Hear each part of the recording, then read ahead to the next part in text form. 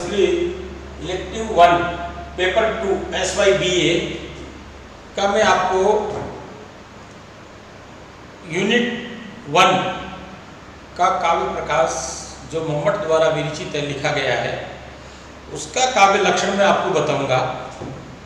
और काव्य लक्षण में मम्मट के पूर्ववर्ती आचार्यों का उल्लेख मैंने इससे पहले वाले व्याख्यान में मैं आपको बता चुका। इसलिए अब आपको ये ध्यान देना है कि काव्य लक्षण क्या है।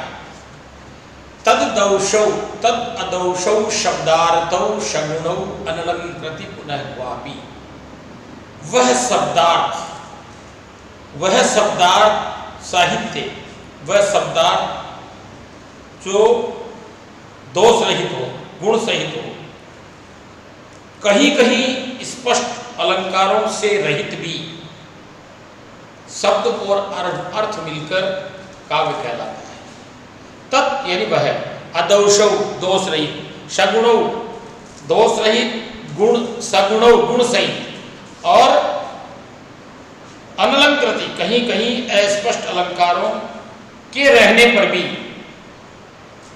शब्द और अर्थ मिलकर के, शब्दार्थ शब्द और अर्थ मिलकर के पुनः क्वापि, वह काव्य ही कहलाता है। तत् अदौषौ शब्दार्थौ शगुणौ अनलंकृति पुनः क्वापि। तत् यानी वह, अदौषौ दोष रहित, गुण सहित, अनलंकृति और कहीं कहीं पर अलंकार हो या न भी हो तो भी शब्दार्थौ शब्द और अर्थ मिलकर के काव्य का निर्माण करते हैं, काव्य कहलाता है। मम्मट ने दोषा गुणा अलंकारा वक्ष्यन्ते, इस प्रकार से गुण और अलंकारों को, दोष गुण अलंकार रस, इन सब से सबका मिश्रण हो न हो, कहीं कहीं पर अलंकार दिखता है, कहीं कहीं पर अलंकार होता है, नहीं होता है। इसी काव्य लक्षण में एक कवि ने इस मम्मट की आलोचना करी, उसमें लिखा कि भाई इसमें तो विशेषोक्ति अलंकार है। अब इसमें विशेषोक्ति अलंकार तो कहीं मुझे भी नहीं दिखाई देता, और मम्मट ने लिखा उनको भी कहीं इसमें छटा नहीं है। थोड़ा सा भाव दिखाई देता है, क्योंकि जैसे अभिज्ञान शाकुंतलम में एक कालिदास ने लिखा कि कतमनुतम बंधुर कोमलांगुलिम कर्म वियायसि निमग्नमयं वसी अचेतनम नाम गुणम न लक्ष्ये कस्मादवतीरिता प्रिया। जिस प्रिया जिसके कोमल कोमल अंगुलियों वाली उस नायिका को तुम छोड़ करके जल में निमग्न हो गए। चलो मैं तो चेतन था, आप तो अचेतन होते हुए भी, तो ये क्या है? ये है विशेषोक्ति। किसी कारण के न होने पे कार्य की उत्पत्ति विशेषोक्ति अलंकार कहलाता है। अब यहाँ विशेषोक्ति है नहीं। मम्मट ने भी कहा कि कहीं अलंकार हो या अलंकार न हो तो भी वो काव्य कहलाता है, शब्द और अर्थ होना चाहिए। तत् यानी वह, तत् अदोषौ, उसमें दोष नहीं कहा जाएगा। दोष हो न हो, शगुणो गुण हो या न हो, अलंकार अनलंकृति, कहीं कहीं पर अलंकार की छटा हो न हो, अलंकार हो या न हो, पर वह काव्य कहलाता है, परंतु शब्द और अर्थ होना चाहिए, शब्दार्थ। उसी प्रकार से उन्होंने एक उदाहरण दिया है कवि मम्मट ने, जिसमें उन्होंने लिखा है कीटानुविद्व रत्न। जिस प्रकार से रत्न में कीट के लग जाने पर उसकी शोभा खत्म हो जाती है, वैसे ही काव्य में अलंकारों के न होने पर भी काव्य शोभादायक होता है, शब्दार्थ के होने पर।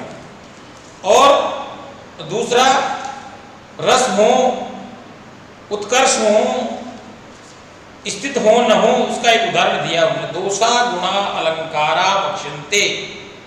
कैसे? इसमें शार्दूल विक्रतम छंद है जो मैं उदाहरण दे रहा हूं, उस उदाहरण में एक नायिका का उदाहरण है, सुंदर उदाहरण है, और उससे काव्य लक्षण को परिभाषित करते हैं कवि मम्मट। कैसे? ये कौमार हर सएव वरस्ताएव चैत्रक्षपा। क्योंकि शार्दूल विक्रतम छंद है, इसलिए 12 और 7 में यति होगी, टाइगर है, छंदों का टाइगर है। सूर्यास्वैमर सजस्तता सगूर्वसार्धुल विकीर्णितम। इसीलिए इसको 12 और 7 पे यति करनी है, बीच में विराम नहीं लेना है। तो ये कौमार हर सएव वरस्ता एव चेत्र क्षपा स्तेजो नमीलित मालती शुरभये प्रोडा कदम बनीला साचे वाग्मी तथापि तत्र सूरत व्यापार लीला विदऊ रेवारोदशी वयतसी तरुतले चेतः समूत कंटते। भाव क्या है, किस प्रकार से इसको सार्वल विकटतम के साथ छंदोबद्ध शब्द और अर्थ के रहने पर काव्य कहलाया, उसका उदाहरण ये फॉर एग्जाम्पल दिया है। देखिए उसने लिखा है कि ये कोमार है, एक युवती है और एक नायिका है जो अपने कौमारी के हरण की बात करती है। वो कैसे है, कोई नायिका कहती है, कोई नायिका है जो कहती है कि ये कौमार हर सएव वरस्ता, कि जिसने मेरी कौमारी का हरण किया, ये कौमार हर मेरे कौमारी का जिसने हरण किया है, सएव वरस्ता, वो तो मेरे वरी हैं, वो तो मेरे पति ही हैं। एव चैत्र क्षपा, और वही मेरे पति और वही चैत की रातें, चैत्र मास की रात्रि का एक नायक नायिकाओं के लिए खिलते हुए उद्यान में नायक कवि उसका नायक और नायिका का चित्रण करता है। उसमें नायिका कह रही है कि ये कौमार हर, जिसने मेरे कौमारी कारण किया है, वो तो सएव वरस्ता, वो तो मेरे पति ही है। और चैत्र क्षपा, और वो चैत्र की रातें, चैत की वो रातें, स्तेजोन मीलती मालती शुरभये, और जिसकी विकसित मालती लताओं, मालती लताएं जिसकी मालती पुष्प है, उसकी लताओं की सुगंधित सुरभय, सुगंधित प्रौढ़ा कदम बनीला, प्रौढ़ है, रति उत्पादक है, युवा है, कदम्ब पुष्प विशेष है जिसकी हवाएं और सुगंध आ रही है। एक नायिका है जो अपने पति के कौमारी के हरण करने पर चैत्र मास की रातें और रति उत्पादक समय और यौवन का अपनी बात, जो आंतरिक हृदय का भाव है, वो प्रस्तुत कवि कर रहा है। परंतु यहाँ अलंकार नहीं है, यहाँ नहीं कहा गया कि तुम्हारा मुख चंद्रमा है, मुख कमल है। केवल शब्द और अर्थ की समष्टिगत दोनों का मिश्रण है, शब्दार्थ है। ये वही नायिका है जो ये कह रही है कि मेरे कौमारी का हरण तो किया है, परंतु वो कोई और नहीं है, वो तो मेरा पति ही है।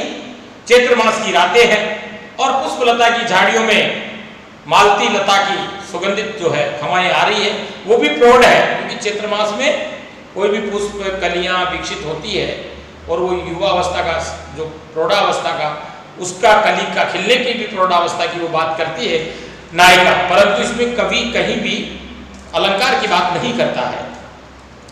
फिर प्रौढ़ा कदम्ब नीला, और वो रत्युत्पादक कदम्ब पुष्प है जिसकी हवाएं, मैं भी वही हूँ। कदम्ब पुष्प की हवाएं, लता जो जिस प्रकार से उस पुष्प की कली आनंद ले रही है, वैसे मैं भी, वो भी मेरा पति है जो मेरे कौमारी का हरण कर रहा है।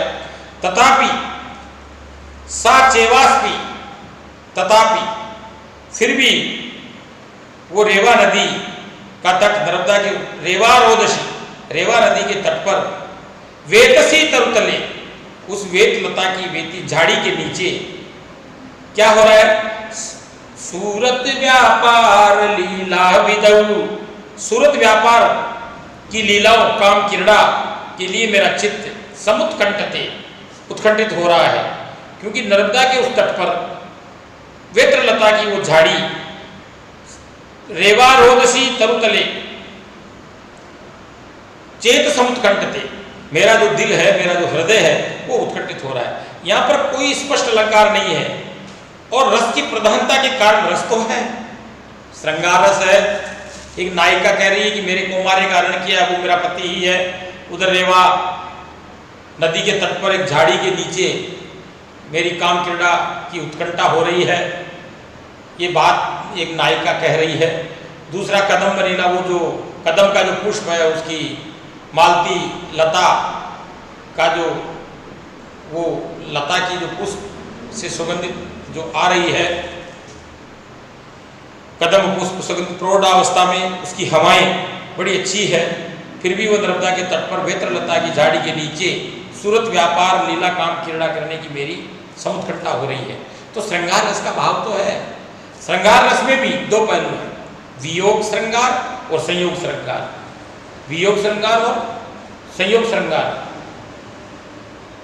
संयोग श्रृंगार और वियोग श्रृंगार। यहाँ संयोग श्रृंगार है, एक नायिका की उत्कंठा है, चैत्र मास को देख के, लता को देख के, रेवा नदी को देख के, तो रस का रस है पर अलंकार कहीं है नहीं। दूसरी बात, इस श्लोक में शार्दूल विक्रीडितम छंद है, मैंने आपको बताया।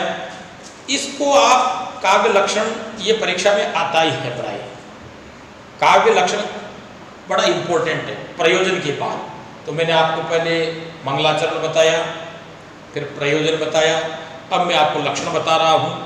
फिर भी मैं क्लास के माध्यम से कल आपसे गूगल मीट पे मीट करूँगा, लेकिन आप इसको एक बार जरा नोट्स बनाइए और बुक्स में एक बार देखिए। अदरवाइज श्लोक को आप नहीं देखोगे तब तक आपके श्लोक समझ में आएगा नहीं। तत् क्या है, तत् को अलग करो, संधि है उसको विच्छेद कर दो। तत् अदोषो, वह दोष रहित, सगुणो गुण सहित, अनलंकृति अलंकार के न होने पर भी, पुनः वह काव्य कहलाता है। पर कब कहलाता है? शब्दार्थ, शब्द और अर्थ के होने पर, शब्दार्थ और शब्द अर्थ के होने पर उसमें काव्य में रस हो, अलंकार हो, गुण हो, न हो, फिर भी वो काव्य कहलाता है। ओके, धन्यवाद।